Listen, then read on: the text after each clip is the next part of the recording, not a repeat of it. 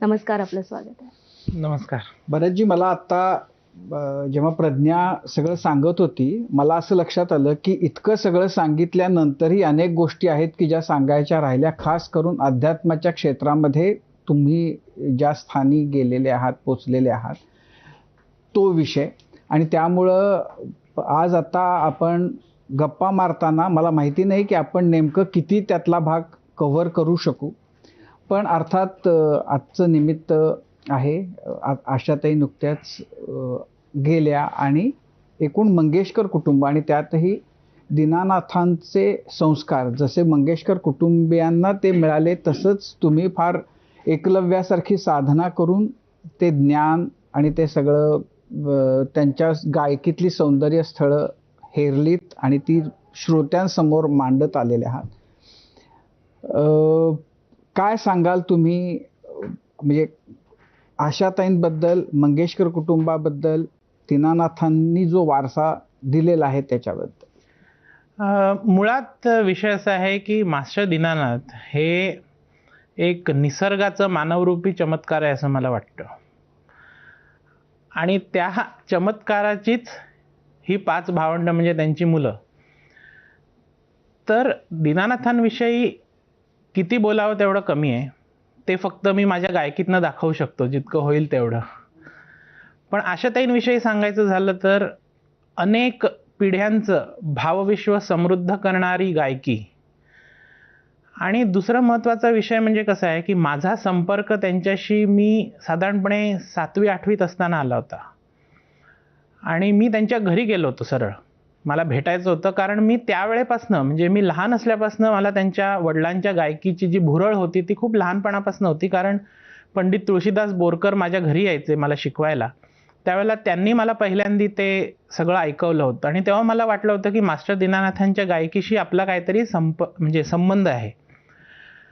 आणि तो संबंध काय आहे हे फक्त कोण सांगू शकत होतं, तर आशाताई, ज्यांनी ते सगळं गाऊन ठेवलं आहे. तर म्हणून मला त्यांची भेट घ्यायची होती आणि ती झाली.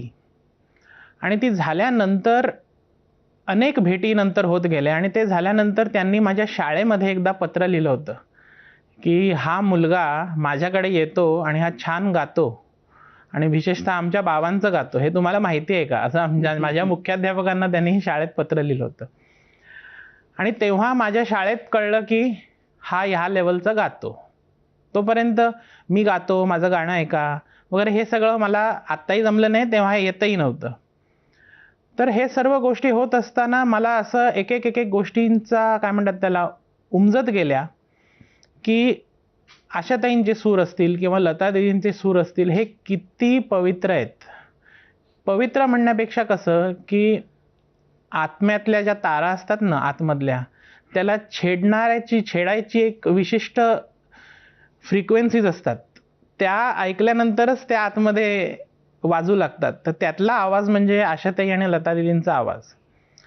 आणि दुसरं सांगायचं कसं आहे की लहानपणापासनं त्यांचा सहवास मिळाल्यामुळे, म्हणजे कसं की त्यांच्या बाबांच्या विषयी मला काही अडलं की मी त्यांनाच विचारायचो. ते दोघींनाही? हो, दोघींनाही विचारायचो आणि ते मला सांगायचे. आणि ते सांगत असताना कधी कधी बंदिशीची चाल पण गाऊन दाखवायचे मला सांगताना. आता मला एकदा तिलक कामतची एक बंदिश अडली होती, तर दीदींनी मला ती व्यवस्थित अशी नाही, ती मिंडेत अशी गायली पाहिजे. आणि मुळात दीदींमुळे मला एक गोष्ट समजली की मास्टर दीनानाथांची गायकी काय किंवा लता दीदींची गायकी काय, ही सगळी मिंडेतली गायकी आहे. आणि हे सगळं समजत असताना आपण आपल्या आवाजावर कसं काम करावं. पण मिंडेतली आहे म्हणजे काय, म्हणजे बऱ्याचशा लोकांना कळणारच नाही की मिंडेतली आहे. मिंडेतली गायकी म्हणजे काय की आता एक सूर आहे, दुसरा सूर आहे, त्या 2 स्वरांमधलं अंतर आपल्या गळ्यातनं अचूक पद्धतीने टिपत त्या दुसऱ्या स्वरापर्यंत जायचं. म्हणजे आता उदाहरण द्यायचं झालं, दीदींना म्हणजे लता दीदींना KL सहगल खूप आवडायचे. तर सहगलजींचं आता कुठलंही गाणं जर तुम्ही घेतलं, समजा एक जब दिल ही टूट गया, त्याच्यात मिंड जास्त नाही. मिंडवाला तुम्हाला सांगतो, आता समजा नैन ही नको राह दिखा प्रभू म्हणून एक गाणं आहे KL सहगलजींचं.